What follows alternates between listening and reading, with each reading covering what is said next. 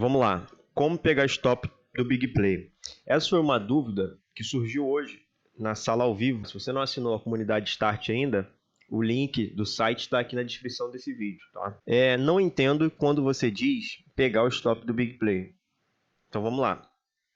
Essa estrutura de compra aqui no dólar, eu mandei lá no diretório. A gente tem um diretório exclusivo na comunidade Start, que é sobre monitoramento de plays. Então, quando eu vejo uma estrutura sendo montada, eu mando o alerta para vocês aqui, ó. Dia 13, sexta-feira, eu mandei o dólar. Tá? Essa estrutura de compra que a gente vai falar.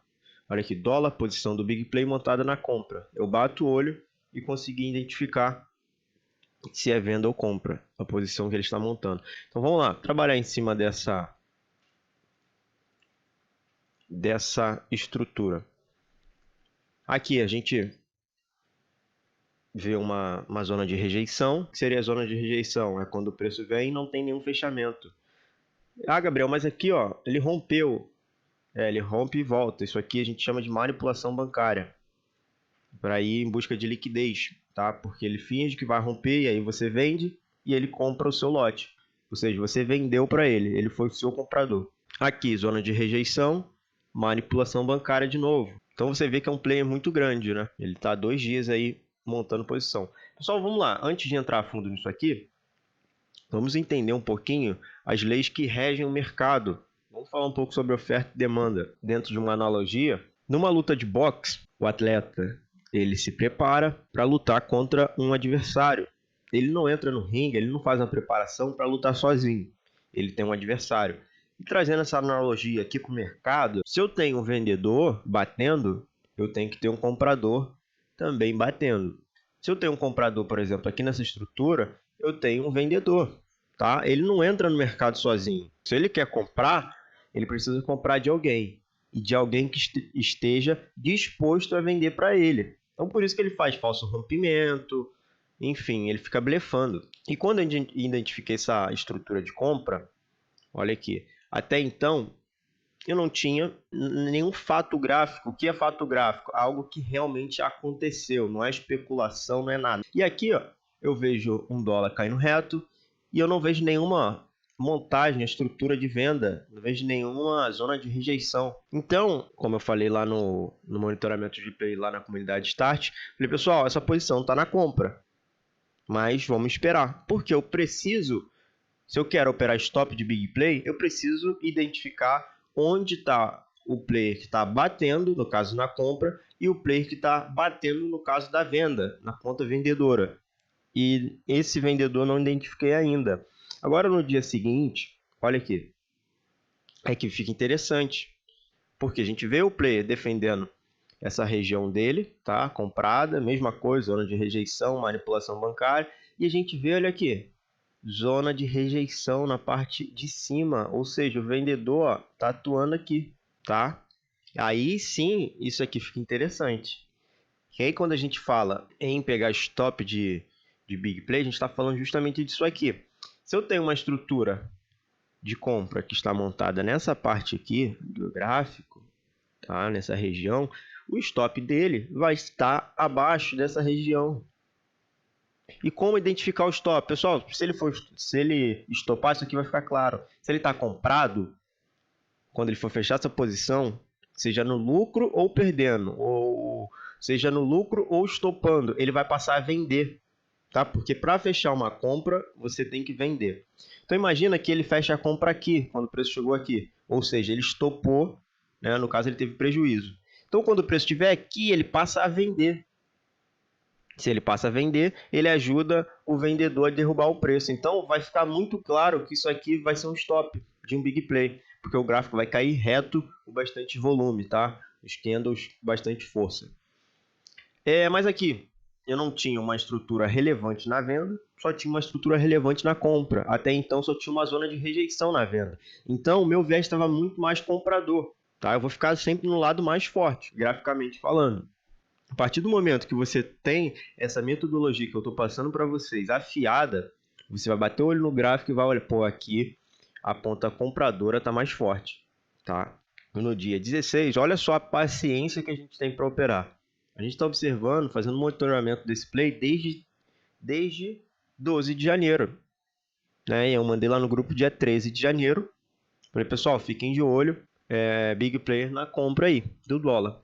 E aí, quando o mercado abre, o mercado abriu acima dessa zona de rejeição do vendedor. Ou seja, olha o que o vendedor fez com o preço. Jogou o preço para baixo. Se ele jogou para baixo, é um sinal que ele não estopou. Tá? Porque se ele estopa, é a mesma lógica da compra. Se eu estou vendido, eu quero fechar minha venda, eu passo a comprar. Então imagina que se ele estopasse aqui, ele ia jogar o preço lá para cima, porque ele ia passar a comprar. Então ele ia ajudar esse play aqui que estava na compra.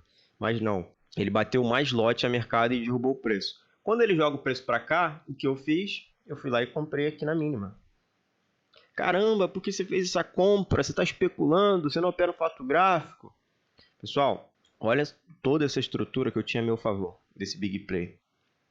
Se o preço viesse para cá, trabalhasse aqui, eu ia ter defesa nessa região. Ele não ia simplesmente estopar e jogar o preço para baixo, não. Ele ia trabalhar antes de estopar, se fosse o caso. Então eu fiz uma compra aqui muito segura, porque se o preço viesse para cá, eu ia ter defesa. Então eu operei ficando ali debaixo da asinha de um big play, bem protegido, entende? E quando eu falo em pegar stop, é justamente isso aqui. Eu antecipei o movimento, né? Porque eu tinha toda uma simetria, né? Quem estava mais forte? Esse cara vendedor aqui ou esse cara comprador? Olha essa estrutura, essa zona de rejeição, essas manipulações bancárias. Enfim, fica muito explícito no gráfico que o comprador estava mais forte. Mas eu antecipei o movimento. Quando eu estou falando de pegar o stop de big play, era justamente se o preço viesse aqui, você pegar o stop dessa estrutura de compra, tá? Se o preço viesse aqui, você ia ver nitidamente no gráfico, é o que a gente estuda todos os dias lá na comunidade Start. Ia ficar nítido no gráfico que ele estopou. E outro ponto, como eu estava entrando na compra, eu queria pegar o stop do vendedor. Então, se o preço abriu aqui e ele não estopou, eu imagino que o stop desse vendedor esteja aqui na máxima, então. Então eu comprei aqui com o meu alvo lá para cima. E olha aí o que deu. Comprei na mínima do dia. Olha aí, só subiu. Quantos pontos deu isso aqui? 66 pontos, né? E aí, tá bom? E é legal pegar stop de big play. É legal você operar ali protegido por um big play, você analisar o contexto gráfico, manipulação bancária. Enfim, pessoal, é um método, é uma metodologia muito mais assim racional. Você sai daquilo que é subjetivo e vem entender o movimento do preço, tá? Então eu faço convite aqui, se você não faz parte ainda, se você ainda não se inscreveu na comunidade Start, o link está na descrição, vai ter acesso a sala ao vivo, monitoramento de plays, de posição de plays, vai receber alertas, enfim, vai ser um crescimento absurdo para você, tá bom? Então pegar stop de big play é exatamente isso. Respondendo aqui agora a segunda dúvida. Não entendo quando você diz pegar o stop do big play, isso aqui já foi. Agora aqui, ou não tem ninguém para ele estopar. Não ter ninguém para ele estopar é exatamente isso daqui. Reparem que aqui, quando eu faço minha operação, ele já tem alguém para estopar, ele já tem essa zona de rejeição e já tem um player que bateu aqui. Então eu sei que o stop dele vai estar por aqui. Agora, quando o mercado estava aqui, olha aqui, tinha a zona de rejeição, até então não tinha ela, né? Vou pegar isso aqui. Até então não tinha essa zona de rejeição. Então, não, mesmo que tivesse essa estrutura aqui, foi quando eu mandei. E, pessoal, não tem ninguém para estopar. Por quê? Não tem nenhuma zona aqui, nenhuma estrutura de venda. O mercado, o preço, ele se move através de stops. Tá? Então, se não tem ninguém para estopar, não tem por que eu fazer essa operação de compra aqui. A partir do momento que eu identifiquei essa zona de rejeição, opa, aí abriu, né, no dia 16, jogou o preço para baixo, opa, já tem play para ele estopar. Tanto na ponta compradora, que tanto na ponta vendedora.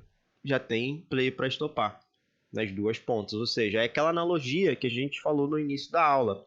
Um lutador de boxe, ele tem que ter um adversário para ele bater. E aqui no mercado a mesma coisa. Beleza? Pessoal, é isso aí. Eu espero que tenha ficado claro para vocês, tá? E um grande abraço. Tamo junto.